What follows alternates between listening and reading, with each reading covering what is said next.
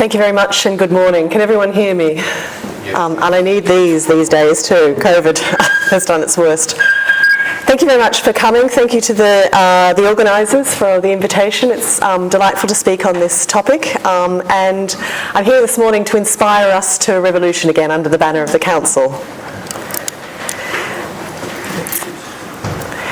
So in his closing speech to the Second Vatican Council, Pope Paul VI delivered a message to youth which likened the conciliar process to a re-examination of life, a very Cardinal Carjan phrase, exhorted strength to withstand the seductions of egotistic or hedonistic philosophies, and urged young people to place their youthful energies at the service of Christ, who is genuine, humble and wise hero, the prophet of truth and love, the companion and friend of youth. 2 months later, when the young Christian students, or GEC to use the French acronym, and these representatives from across Europe converged on Rome, including 2 Brits, Maurice Walsh and Kathleen Moss, who you can see on the photos here, that Kathleen on the left and the bearded is Maurice. He reinforced this evangelising commission to this strand of the Josus movement. It is up to you to bring the spirit of the Council to your fellow Christians, Christian students, and through them to the whole student world. It is the function of the YCS to form contemporary Christians whose faith, having survived the adolescent crises of faith, will become firm and well-founded convictions, capable of sustaining a rigorous apostolic life. It is up to you to sow the seeds of spiritual unrest and to awaken men's minds. At the more local level, and contemporaneous with this papal commendation, the Bishop of Salford in Manchester likened the English YCS to ferment, or the yeast in the bread, by helping students to be aware of the role of the laity. Addressing a movement founded before the Second World War and then numbering over 6,000 students, including crucially school children, especially girls aged 14 to 17 years of age, and more recently university students, Bishop Holland called on the YCS to be a genuine embodiment of the Council in these days of youth, as I quote, "you have a special obligation to help others interpret the Council's decrees at what I call a learning level." This presentation explores the ways in which the English branch of this international movement communicated its understandings of the apostolate of the laity before and after the Council, and captured the spirit of the 60s in their creative responses to the social gospel and student power. Drawing upon these young people's theological reflections, committee reports, letters, illustrations and training programs, new agendas and actions under the banner of the Council come into view. Crucially, this case study illuminates an internationalist vision, and one that, while emanating from the imperial metropolis, brought the developing world, especially decolonising Africa and radicalised South America, into contemplation and sometimes even directly into conversation. As the Bishop in the Mancunian heartland of the movements surmised, close attention to the YCS as the conciliar learning level opens out for the historian new questions about the reception of the Council and forgotten experiments with synodality with potential applicability today. Drawing upon Dries Boschart's exploration of the redaction history of Gaudium et Spes, which charted the tensions between an incarnational and eschatological tendencies in its evolution, and indeed Christian Bell's keynote yesterday, which explained the juxtaposition using Rana and Chenu, this particular tension offers an illuminating illustration of the visions of Christian anthropology in application with the YCS. Early movement publications and inquiry programs, which were termly curricula set by the London headquarters in consultation with student section leaders, drew heavily upon the Eucharistic sacramentality of Pius XII's Mystici Corporis Christi. These visions of the Church as the body of Christ resonated with a movement that was already moving beyond scholastic and more clerically directed understandings of Catholic action.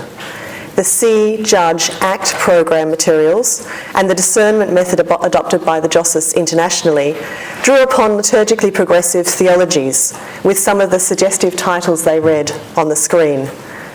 On the cusp of the Council, a 1961 program on apathy still drew upon mystical body metaphors, but pushed them further through biological imagery around the active cells in the limb of the body to proclaim, "We are Christ's body in the world, and any Christ-like impact on the world has to be made by us. He uses our hands, our minds, our wills at work in leisure, in meeting others, in home life." Nevertheless, the involvement of key English YCS in the World Laity Congresses of 1951 and 1957 in Rome, especially Mildred Neville, who you see on the slide, who was the foundational director of the YCS in London in 1946, meant that updated understandings of the lay apostolate with a more imminent stress on the people of God also circulated within the organisation. Moreover, given its central orientation around Karjan's See, Judge, Act methodology, the YCS anticipated the stress on the laity's vocation outlined in Chapter 4 of Lumen Gentium, and was an exemplar of like-to-like apostolate in a given social milieu, as prescribed in sections 12 and 13 of Apostolium Actuositasum. From more tentative references in 1961 training materials to world affairs, including, for example, Romanian resistance movements, the Campaign for Nuclear Disarmament, Chinese refugees and Congolese rebels, such social concerns flourished in a 1963 termly program on apostolicity and sustained reflection on the student world. These structured inquiries, with supporting biblical references very importantly interwoven, prompted self-critique for the movement, including, for example, phrases from the decree of the Apostolate of the Laity to inventory YCS meetings as unduly inward-looking, middle class, and insufficiently responsive to the situation of immigrants from decolonising Commonwealth countries. The impetus in materials towards a more global orientation around issues of educational literacy and the establishment of a cadre of young leaders in former British colonies can be dated to 1957, with the appointment of an overseas secretary. As part of this role, the YCS in London assumed responsibilities for Africa explicitly. Around the beginnings of her career as a home economics teacher in secondary schools and then a graduate at the London School of Economics, Frida Mani authored a YCS for Africa handbook, which opened with a quotation from Pius XII on the apostolate and crafted induction material for predominantly Nigerian school children, explaining the JOC method, providing scriptural reflections, and offering gentle suggestions for actions to counter tribalism. In what became the African secretary role, she maintained contacts with missionary priests and YCS student leaders, such as Gertrude Fonjoy from the Cameroon, encouraged UK extension workers to other parts of the continent, like Agnes Bray, who taught in Uganda, Kath Mani in Ghana, and Peter McBride in Malawi. And she became the movement's expert on African affairs on the invitation of the Catholic Secretariat in Lagos, who asked her to help develop and coordinate the movement on the ground between 1963 and 1966, a critical date, of course. The unique expertise and transnational networks of the international YCS across other youth concerns, such as teenage culture and sexuality, were also increasingly recognised by international organisations such as UNESCO. Staffordshire section leader Kath Moss, who we saw on the photo with Paul VI, was commissioned in 1964 by the International YCS headquarters in Paris to use student interviews in provincial Stoke-on-Trent and the newly established Keele University to provide empirical and more honest evidence for the United Nations on the difficulties adolescents have in adapting themselves to society. Impressively for a young woman who was still a teenager herself, Moss established links with a sociology lecturer at Newcastle on Tyne to co-design a survey, and the quality of this methodology ensured its translation into other languages for deployment by teenage interviewees in France, Belgium, Italy, and then the eventual presentation of the report to UNESCO. Into the 1960s, and against the backdrop of the Vietnam War, the Cuban Missile Crisis, and debates about birth control linked to famine and overpopulation, regular columns in the quarterly YCS bulletin rapidly became more internationalist and echoed Derek Lance's mobilisation of Gaudium et Spes as an imprimatur, and I quote, to ask questions about the bomb, hunger, justice, morality, and a host of other things, including religion.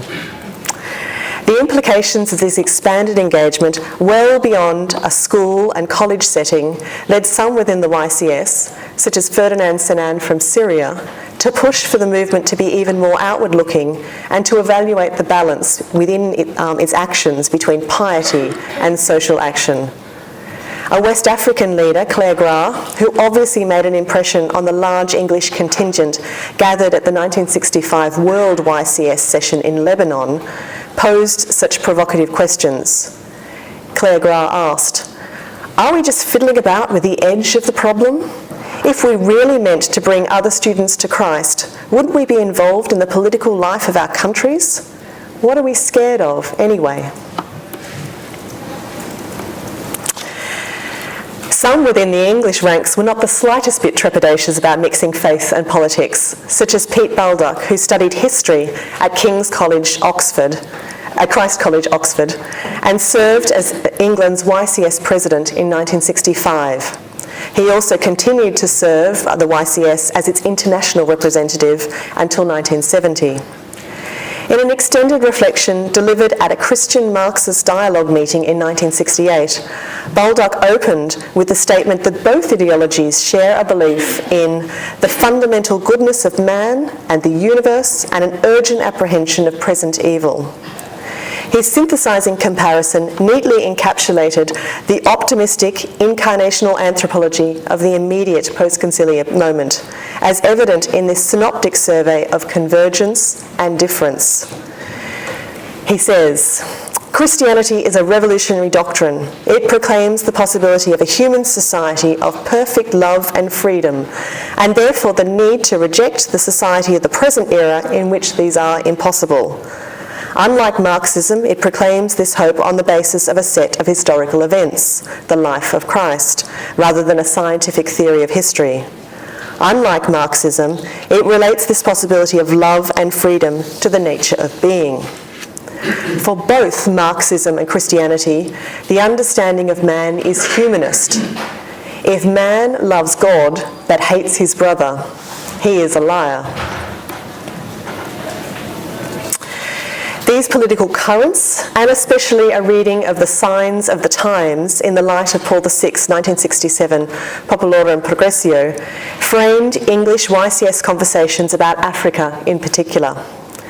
In a 1967 question and answer column, in which Chris Bester quizzed an Oscott Seminary sociology lecturer about the encyclical, readers were reminded of the role of the YCS in helping people to the right attitude of life. We must feed the minds. We must help them to progress as people so they can take a responsible part in the world community. For a section of the movement, however, this reformist and residually paternalistic missionary approach no longer sufficed. As Roger Klein posed in a 1969 essay citing the New Left activist Robert Blackburn and the Trotskyist Ken Coates, when adjudicating the question of reform or revolution, the foundational questions returned to the exploitation of labour at the heart of capitalism. By the late 1960s, many within the English YCS recognised that the scale and landscape for this analysis and action must be global and necessarily acknowledge the legacies of colonialism. English YCS delegates involved in the 1967 World Session in Montreal and the World Assembly of Youth, such as recent graduates Sheila Cronin, Liz Cook, Cynthia Singh, who you see on the slide, and Roger King, regularly critiqued problems through the lens of underdevelopment, poverty, and, tentatively, female emancipation, because, and I quote, "these issues could no longer be seen in a vacuum, but must be seen in relation to others, and because TV and films widen our horizons." Even more importantly for the English YCS, in contrast to the greater appetite for a more abstract, philosophical, conceptual review of life in continental Jossis groups, which the English parodied as cavalry battles on hobby horses, personal exchanges and working friendships across national boundaries, and especially in a European setting, powered thematic inquiries that were increasingly structured as experiential and inductive. From its vantage across the English Channel, YCS watched, but also experienced through its staff seconded to the Paris head office, the episcopal silencing of their French sister organisation, GEC, in their refusal to capitulate to the bishop's demand for an abstention from politics. In a 1967 newsletter reporting on student riots against the Francoist regime in Spain, they deployed apocalyptic frameworks drawn from the Book of Revelation with its logic of violence as necessary for the inbreaking of the New Jerusalem to evaluate the liberation theology of Herder Camara and Camila Torres, to applaud the anti-apartheid pastoral witness of Archbishop Dennis Hurley, and to resource a damning critique of European colonialism to conclude the present world order must go and a new one be created. The YCS also adopted some of the public protest methods of the wider student movement, as did other young Catholics who were perturbed about the Humanae Vitae encyclical banning contraception and organised a sit-in at Southwark Cathedral to support a censored priest. YCS groups in the north of the country organised a teach-in at the University of Sheffield chaplaincy in January 1968 with a focus on underdevelopment. Others advocated ecumenical collaborations across the school student population and in concert with universities to work to secure, for example, an increase in British overseas aid. To this end, Letchworth schoolgirl Anne Cope advertised in her FCJ convent school a climate action with a rally with banners to come to Trafalgar Square to protest, as she put it, the lack of publicity and attention to the plight of starving people on television. In a tellingly understated brief note, the bulletin also quietly reported on a few YCS attending in a private capacity, a peaceful march on October the 27th in London. This was, of course, the iconic 60s Vietnam moratorium rally at which 30,000 students marched from Trafalgar Square to the American Embassy, with police violence ensuing. And on the slide you can see some photos sort of from that very, very iconic 60s march in London. It seems that some of the English clergy were also transformed in their accompanying role as chaplains to the YCS sections. Reverend Father M. Collins, writing in March 1968, sought secular analogies to describe the grassroots activism he'd witnessed over the last 3 years. I quote him, "If someone asked me after all this to define YCS, I would probably use the words pressure group, even though I think it is essentially unchristian," his emphasis, "to pressure others. YCS members should be so enthusiastic about the whole of life as they see it presented by Christ with its tremendous problems, that they should be capable of transforming society radically, showing the power of God is still present in this world to accomplish good, and to bring all men that good news which Christ died preaching." In this radical emphasis upon Christ's life, his worldly ministry, and the biblical witness to the kingdom, there was also an applied engagement with Unitatis Redintegrato, the ecumenical decree. While the YCS had, since its foundation, nominally been open to non-Catholics, young Christian students, in its structures and composition across its lifespan, it remained a mostly Catholic organisation.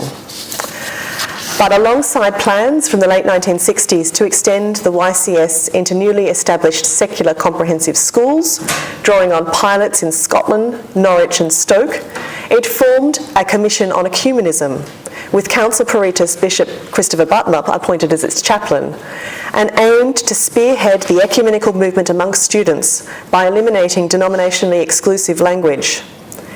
Into the 1970s, and working as a branch attached to the British Council of Churches, it took on thinking and reflection on the Northern Irish Troubles. In 1971, the YCS in Britain took the audacious and unprecedented decision to appoint as national co-chaplain Wigan United Reformed Church minister Robert Kimball. So they're putting their money where their mouth is in terms of their ecumenical orientation. Conversations and collaborations across the student milieu with other Christian organisations, such as the Evangelical Protestant Student Christian Movement, about which Sam Brewitt-Taylor has written, but more socialist and Marxist orientated political organisations, and also the countercultural more broadly, they sent a delegate to the North's equivalent of Woodstock in 1969. These collaborations and conversations further radicalised the national team from 1968 onwards. As Newcastle student Barry Say reflected, "We, in theory, belong to a revolutionary moment. We are trying to change the world. The students are rising up. Berlin, Paris, Mexico, LSE. Sociological framings of international relations, strongly filtered through Marxist materialism, formed the basis of an unprecedented and inflammatory document produced by a newly convened YCS Political Commission. Entitled Student Power in Christ, and intended for a week-long summer school at Belmont Abbey, 5,000 students engaged with this provocative statement. Student power has been a central concern of the young Christian student movement for several years. In the 1964 events in the student world, the implications of our own positions, and the influence of a number of our brother YCS movements throughout the world have led us to realise the need to situate the student struggle in this wider social, political and international context. In brief, we wish to restate the secular objectives of the YCS movement, which we see no longer in terms of a revolution in the student world, but of contributing to the necessary revolution in our society by action in the student world. This wide-ranging position paper adduced present-day audiences and paradoxes, such as it juxtaposed the growth in UNESCO and the FAO alongside the growth in the numbers of the illiterate and hungry. It drew upon examples drawn from the violent suppression of freedom movements, encompassing, I quote, Hungarian or Czech workers, Vietnamese peasants, or American Negroes. And it also drew in the role of education and new interpretive frameworks for thinking about the social development, the psychological development of youth, not least R.D. Laing's anti-psychiatry. Most controversially, linked to paragraph 16 in this Student Power in Christ document, there was a link between the Christian student power movement and the Black Power movement. And this paragraph 16 allowed that violence may be necessary and justified in the struggle to bring the present form of our society to an end. In a document remarkably light on biblical citations and explicit theological analysis, it concluded, "Our society with its present structures is incapable of permitting that brotherhood which Christ preached, which he exhibited himself and which he said will be fulfilled partly in his church in the last days of the world and fully in the new earth of the future." Subsequent reports on the 5-day session to these 5,000 14 to 17-year-olds provide more insight into the programme, including academic reading of Kropotkin, Marx, Debray, Marcuse and the New Testament, and subject talks by Gregory Lomax, sociology student at Essex, Stephanie Slater, sociology student at Newcastle, and the headmaster of a London grammar school, Brother Hilary. From the archival traces, it's apparent that there was a sharp disagreement elicited over the morality of liberatory violence compared to peaceful but illegal acts of civil disobedience. Indeed, an intended motion on this section 16, which is another innovation because these summer schools had never passed motions before, but this motion definitely was not passed. On the distribution of the document in November 1968 to all YCS sections across the country and a request for written feedback, very little was written in from the student organisations. But there was one very strong reaction which has found its way into the Archbishop of Westminster's archive. This was from Sister Mary Champion, headmistress of St Mary's Abbey School in Mill Hill, London, who wrote an irate letter to Archbishop Heenan to denounce a subversive influence at work which is changing the character of the movement, and to announce her decision to disband the YCS in her school. The considered reflection of the charismatic and enabling national chaplain to the YCS movement, Father Jack Fay, and just last night at 4 a.m. my phone pinged from an alumni of the movement sending me through a photo of Father Jack who had not seen before, and indeed telling me his nickname as Father Fudge, which I think you might see from this quotation. Anyway, his gently erudite and wise comment and telling reflection talked about the problems of political involvement, and this was published some months after the heated exchanges. He began with an observation that it is regrettable that the YCS has been caricatured might be a fairer word, as a communist-infiltrated society. Political involvement does not necessarily mean a dedication to Marxist theory or practice. But what followed was an eloquent demonstration in multiple pages of the role of the Old Testament and its model of prophetic witness as a measure for evaluation of contemporary social, economic and political issues. Drawing upon Gaudium et Spes, Schillebeck's God, the Future of Man, and Mackenzie's The Power and the Wisdom, but also the witness of Archbishop Camara's martyred YCS youth chaplain, he confidently affirmed that if we are Christians in fact, not merely in name, then we must be involved in action which changes society and transforms it in order to create a society fully human and fully Christian. Nevertheless, he abjured the request from quarters unnamed to spell out explicitly a concrete program for political action, or at least clear guidelines which would commit us as a movement to certain courses of action. Here's this fudging, or indeed perhaps wisdom. His concluding statement, "I do not find myself able to do this," was deliberately and creatively ambiguous and perfectly illustrates the post-conciliar conundrums around authority, the magisterium, and a theological anthropology in conversation with an increasingly secularised society. In what might broadly be characterised as an unresolved tension between a personalist compared to a more materialist and structuralist analysis, the English movement thereafter sought to find an internationalist position that struck a balance between global concerns and home agendas, that local or glocal that we heard about at the beginning of our conference, that struck a balance between the global concerns and home agendas in expression of the students' apostolate. The the International YCS session held in London in 1970, about which there is much to say, but no time today. You get a little taster from this illustration here, though. Sought to knit together a form of Catholic internationalism that was vested in the local and extended from that starting point to the developing world. This movement towards a situational and contextual theology, and explicitly black theology did not develop in multi-religious and multi-ethnic Britain, unlike the United States, was perfectly encapsulated in an interview ahead of the 1970 London conference between Miss P. McQuaid, a Reading University graduate, and Vincent Achinu, a former YCS worker from Nigeria.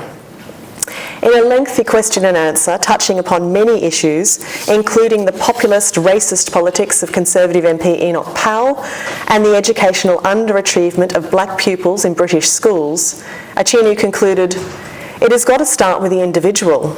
It's no use an English man or woman sitting out in England where, say, a coloured man or woman does not have his full status as a human being and doing nothing about that coloured person here while claiming to be interested in people out in Biafra. I say this is the height of hypocrisy." YCS actions into the politically turbulent and economically volatile 1970s, dovetailing with Midrell Neville's Catholic Institute for International Relations, which would require another paper, would concentrate on homelessness, immigration, the Northern Ireland Troubles, women's liberation, and concrete initiatives, such as summer play schools staffed by students on working class housing estates, or indeed student agitation, such as pressure exerted by a girls' section in Slough to revitalise a defunct and much-needed race relations board. This political pragmatism did not, however, satisfy all quarters. In 1971, the national leadership team experienced schism when 3 key office holders, all educated at a North London Lasallian Brothers school, resigned on the basis that to work in a Christian movement so very middle class and so very politically unaware would compromise their political beliefs. The withering of a homegrown Catholic socialist perspective through the demise of the Oxford Slant Group, and the absence of an organised current of liberation theology in Britain slightly marooned or mired the YCS and others who sought a program for student power in Christ, in the particular and the practical. Nevertheless, back in 1968, the YCS was confident that their disaggregated structures and their Jossis method could, and I quote, breed a new race of Christians who can accept their own responsibility in the Church of Christ to organise and lead themselves while maintaining the closest possible links with the successors of the apostles.